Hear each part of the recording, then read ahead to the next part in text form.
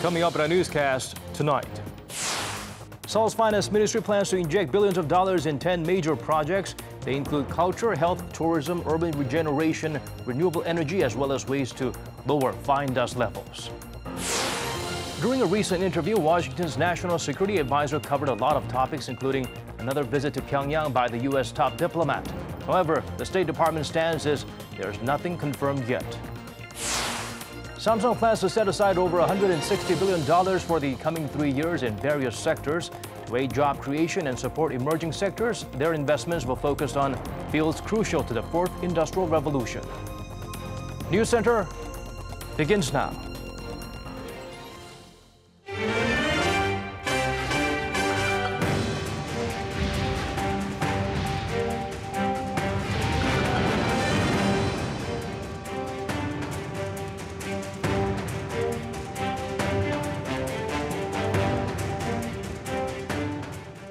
It's 8 p.m. here in Korea, live from our studio in Seoul. This is Arirang News Center. Welcome to our program. I'm Daniel Che. The Korean government will spend billions of dollars this year and the next to improve the quality of life here in the nation through various infrastructure projects. Included in that blueprint, creating new forests to help lower fine dust levels. Kim Ji-yeon starts us off with this welcome plan. The Ministry of Strategy and Finance says it's going to pump $6.3 billion over this year and next year into social overhead capital projects in 10 fields aimed at creating a safe and clean environment, improving the quality of life, and promoting balanced regional development. The 10 fields include culture and physical health, local tourism, urban regeneration, smart farms and smart factories, and facilities related to renewable energy and lowering levels of fine dust. The ministry says it aims to build more facilities related to culture and physical health so that people can have such facilities within a 15-minute walk of their home. It also plans to add virtual reality and augmented reality experience booths in its 19 new state museums and renovate old science and art museums. The ministry also says it'll increase the number of camping sites in its state parks. In residential areas with a high number of elderly people, the ministry says it'll add parking spaces and libraries. And in commercial areas where local businesses are struggling, the government says it will make startup-related centers to better provide support. It'll also increase the number of New Deal projects for urban regeneration from the current 68 to 168 by next year.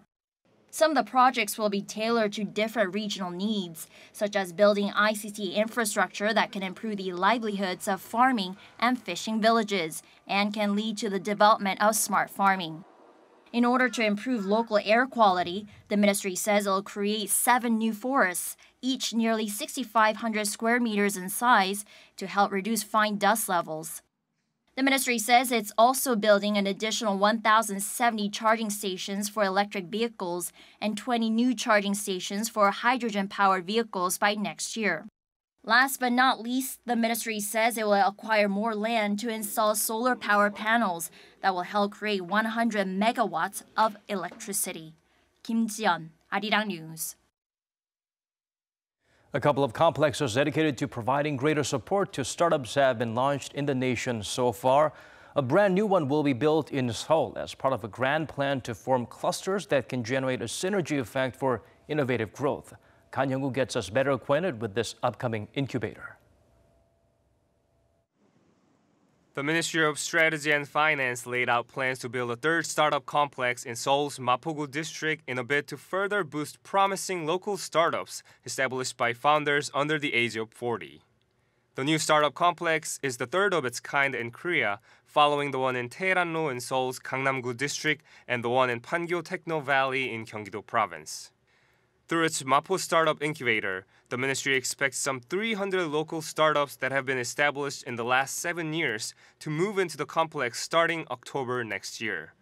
Startups that are moving in will be eligible to receive a wide range of support from financing to networking and consulting services for overseas expansion for a period of up to 3 years.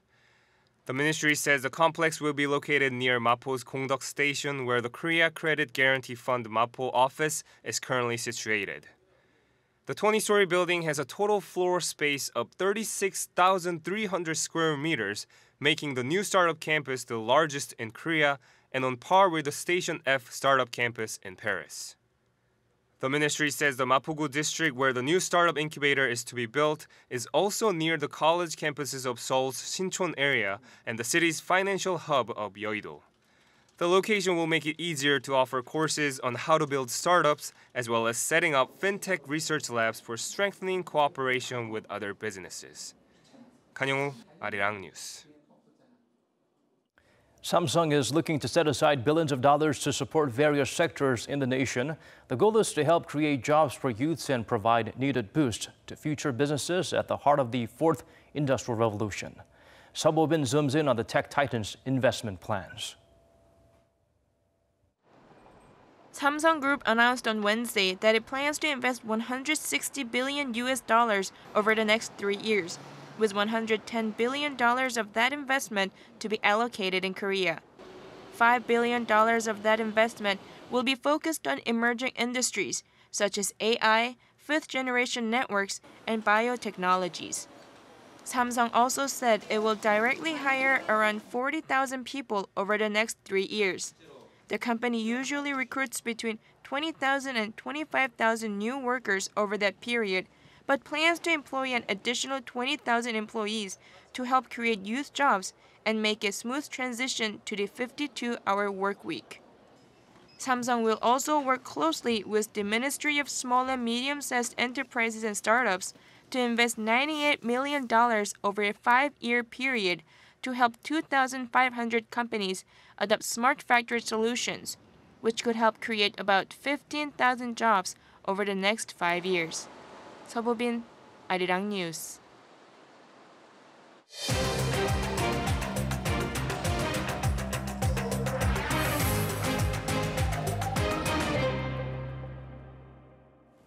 Officials from Seoul and Pyongyang visited Mount Kumgang today in North Korea to do research for future projects in forestation. A group of 12 South Korean officials from Seoul's Unification Ministry and the Forest Service headed north of the border and were joined by 10 forestry-related officials from the regime. Together, they checked to see what kinds of pests and diseases are affecting plants and trees on Mount Kumgang, and now they'll work on plans to get them under control. The trip comes after North Korea requested that they visit the mountain specifically, and after the two sides agreed in talks a month ago to work together on forestry projects in the north. In a recent interview, Washington's National Security Advisor claimed to have spoken to his South Korean counterpart about the investigation into allegations that North Korean coal was brought into the South last year, which would be a breach of UN sanctions. Seoul's top office responded. Chung Yu-yong did not receive any complaints from John Bolton about those coal imports. According to the Cheongwade, Bolton is fully supportive of the ongoing probe. The presidential office added comments from the U.S. State Department reaffirmed the partnership between the two allies, stressing they are working to carry out the UNSC resolutions on Pyongyang. The two Koreas' joint railway project is likely to be stalled for the time being, or as long as U.S. sanctions against the regime are in effect. VOA reported Wednesday the State Department once again reiterated that sanctions will remain in place until Pyongyang's nukes are no longer a factor. This comes as a South Korean lawmaker said in an interview with Washington Post last week that it's difficult to carry on with the joint railway project as Washington is maintaining maximum pressure on Pyongyang. The joint inter-Korean railway project was part of the agreement reached in June between Seoul and Pyongyang, but only rail line inspections have been done so far, as technology transfers or direct economic investments across the border are banned. North Korea seems to be taking further steps to dismantle its missile test site. Won Jung-hwan updates us on the regime's follow-through on its leader's promise made verbally with President Trump during the historic summit in Singapore. North Korea continues to take down facilities at the missile engine testing site. Citing satellite imagery from last Friday, a U.S. website monitoring the regime, 38 North, says more work is being done to dismantle facilities at the Seoul satellite launching station. The pictures show that Pyongyang is ripping down the steel-based structure of the vertical engine test stand and also removing walls at the transfer structure on the launch pad used to support rocket launches. An analyst said those facilities are key to the testing and development of engines for ballistic missile and space launch vehicles. However, the report also said that while work at the launch pad for now does seem to be related to its dismantlement, the possibility cannot be ruled out that it's the start of some modification of the structures or other purposes. The report went on to say that the apparent dismantling should be viewed only as first steps, since it's neither permanent nor irreversible. Yeah, I think it's a very good attempt from North Korea to show to the United States that it has a very strong willingness to give up its nuclear weapons and missiles. But in fact, this is something related to the future test site, launch site destruction, which is not something directly targeting at the destruction of the ICBM that North Korea already had. So that's why the U.S. is not accepting this as an important, serious signal to dismantle its ICBM that it already possesses, which is the main target of the United States towards North Korea. Meanwhile, a confidential UN document reportedly says that North Korea has not stopped its nuclear and missile programs, but continues to defy Security Council resolutions through a massive increase in illicit ship-to-ship transfers of petroleum products. According to Reuters, the UN report also said North Korea is still cooperating militarily with Syria and has been trying to sell weapons to rebels in Yemen. 원정환, Arirang News. North Korea must start taking concrete steps on denuclearization. Words of John Bolton, who also told Fox News that President Donald Trump is willing to have his top diplomat visit Pyongyang again to keep the dialogue momentum alive. Park Ki-jun shares with us the National Security Advisor's remarks. U.S. National Security Advisor John Bolton says President Trump has offered to send Secretary of State Mike Pompeo to Pyongyang once again to meet with North Korean leader Kim Jong-un and continue negotiations on denuclearization. In an interview with Fox News on Tuesday, Bolton revealed that Trump made the proposal in his most recent letter to Kim, delivered to North Korean Foreign Minister Ri Yong-ho during last week's ASEAN Regional Forum in Singapore. But contrary to Bolton's remarks, the U.S. State Department said it has nothing to reveal at this point. Spokesperson Heather Nauert told reporters there's nothing to announce concerning any future trip to North Korea by Mike Pompeo, but said she isn't going to predict what could happen, leaving possibility of another visit open. Bolton also said that although there aren't any plans yet for a second summit between Kim and Trump, President Trump is prepared to meet at any point. He added that what's really needed isn't more rhetoric, but North Korea making progress on denuclearization. Bolton also dismissed North Korea's calls for an easing of sanctions and reiterated that the Trump administration will continue to enforce them until the Norths complete denuclearization. And while the U.S. has lived up to its side of the agreement reached in Singapore, he said he felt North Korea was not doing enough. Although the North returned 55 boxes of remains of presumed American soldiers killed during the Korean War, Bolton downplayed its significance, saying it's just one part of the agreement and that it should return the remains of all foreign soldiers, as there's no point withholding remains from a conflict that ended several decades ago. Park Ki-jun, Arirang News. Moving on to other stories now. Yesterday, President Moon Jae-in called for steps to slash red tape in the country's financial sector. He focused on separating commerce and banking. The debate continues on the call for this type of change for internet-only banks. Kim Hye-sung provides a closer look. The move to deregulate internet-only banks is gaining traction, pushed by not only the banking sector and the Financial Services Commission, but also President Moon Jae-in. Under the current Banking Act, non-financial business operators cannot hold more than 4% of the total number of outstanding voting stocks of a bank and 10% of its stocks. The law was introduced in 2002 to prevent financial banks from being used as companies' own private vaults, but now there is a growing call to revise the law, saying that it is holding back innovation. Due to the shared ownership limit, Kakao Bank, which was launched by a local IT giant Kakao last year, can own only 10% of the bank's shares, with the majority owned by Korea Investment Holdings. The same goes for K-Bank, the other internet-only bank in the country. Internet-only banks are created to help individuals, small businesses, and to nurture innovation. But under the current banking structure, Korean tech giants need other shareholders' approval to raise capital and invest in new products. In other countries, there's also a separation of commerce and banking, but there are exceptions for Internet-only banks. For instance, Internet-only banks in Japan own 100% of their shares. Some U.S. tech companies have Internet banks as their affiliates. It's not just Japan, the US, and Europe. China's leading tech companies, Alibaba, Tencent, Xiaomi, Baidu, all have their own internet-only banks that help them come up with new financial investment products and invest in AI and other areas. With growing calls for easing of internet-only bank regulations, it's highly likely that Korea's parliament will pass a bill on raising the share ownership for non-financial business operators from the current 4% to a range between 34% to 50%. But with opposition from civic groups, preconditions and restrictions may be included to prevent large conglomerates from owning too many shares. Kim Hae-sung, Arirang News.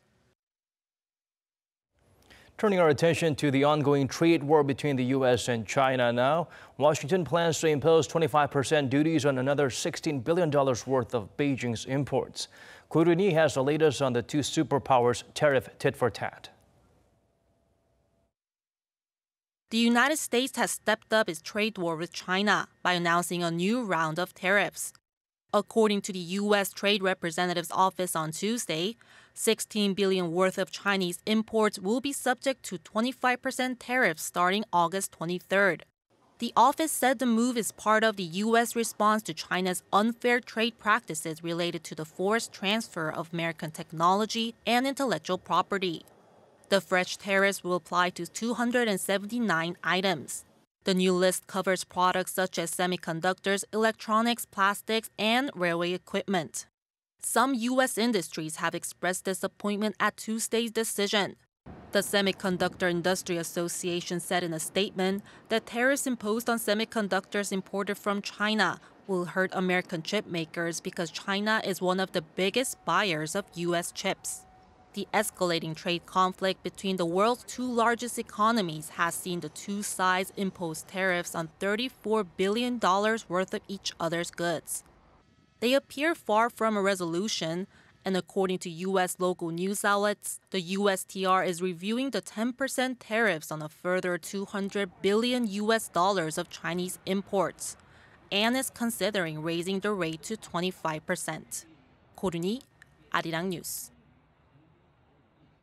Staying with Washington and Beijing's trade battles, as the U.S. make that tariff announcement, China isn't backing down either. In fact, according to Choi Chi-young, its media responded with fiery rhetoric. On Tuesday, the U.S. announced that it will impose yet more tariffs on China starting August 23rd.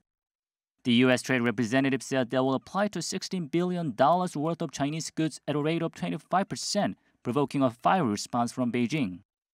On Wednesday, the People's Daily, the official newspaper of the Chinese Communist Party, said that those erecting tariff barriers will eventually shoot themselves in the foot. In the editorial, it added that it considers protectionism by countries hostile to China an inevitable challenge. The Global Times, the sister paper of the People's Daily, also criticized the United States. It said China has become much stronger over the years and that it can overcome the crisis initiated by the U.S. It noted that China has gone through a number of ups and downs in its history but moved forward every time, with its people standing united. Days earlier at a BRICS Business Forum in Johannesburg, Chinese President Xi Jinping said hardship is part of success.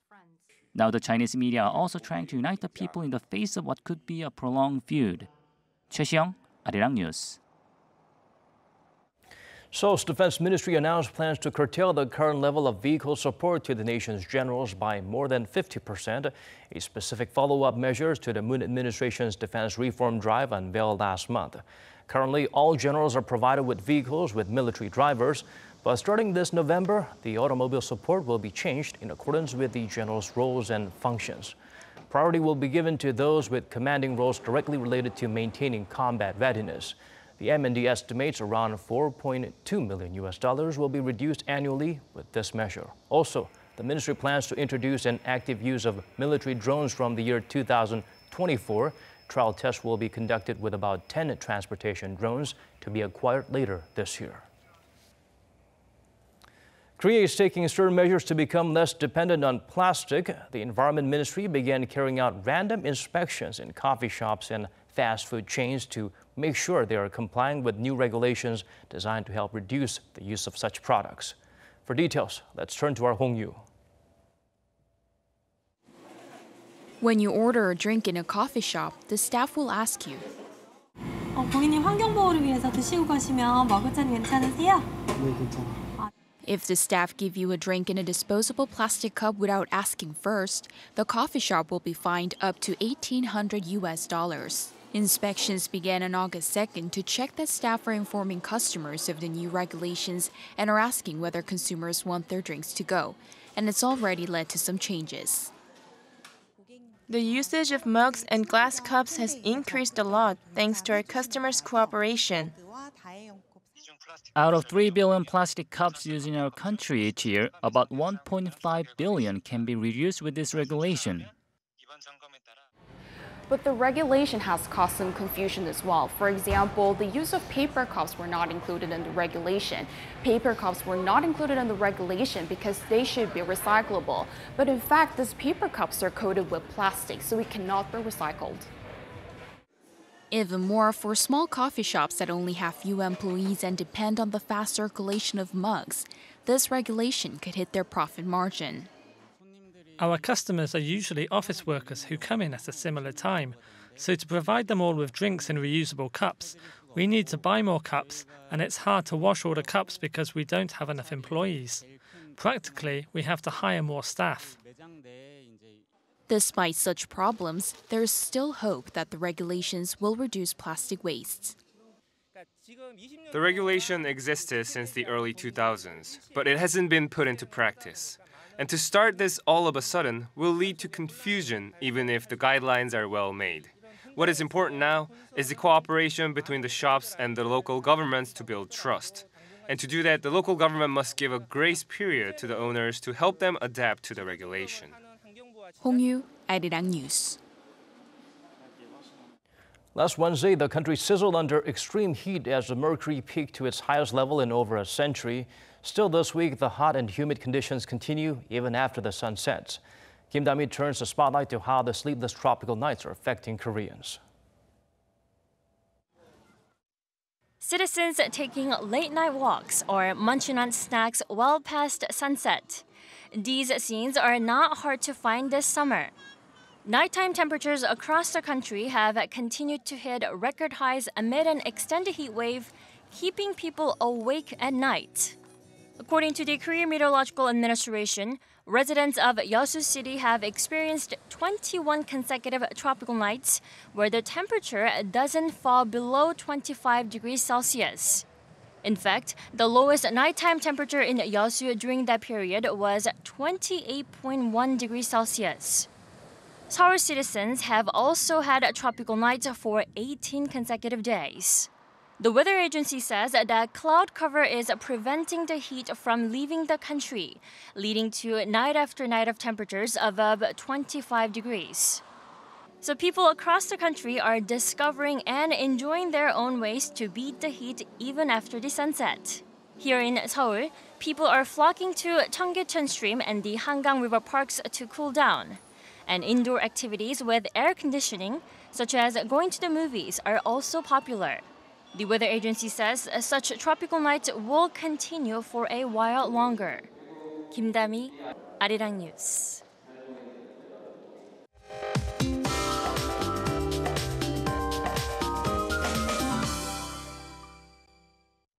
Time to turn to Michelle Bach at the Weather Center for the updates you need. Michelle, I hear Mother Nature is going to provide some much-needed relief.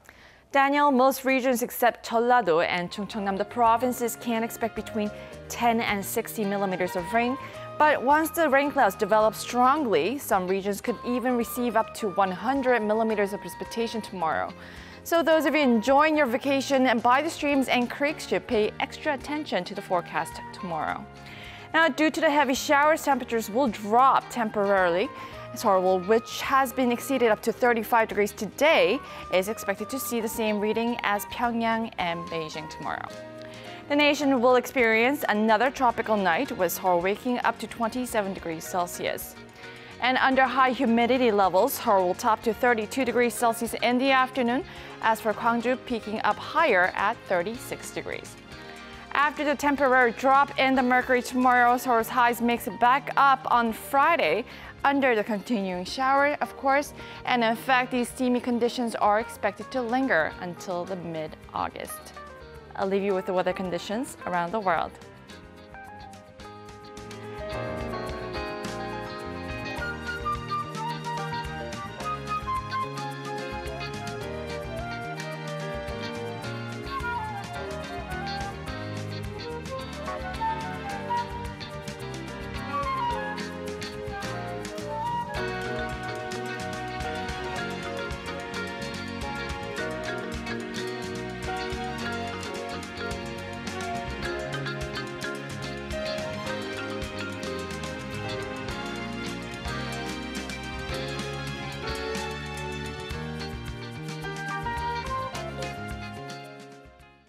That's all we could squeeze into tonight's edition of Arirang News Center. Wherever you may be tuning in from, thanks for staying with us.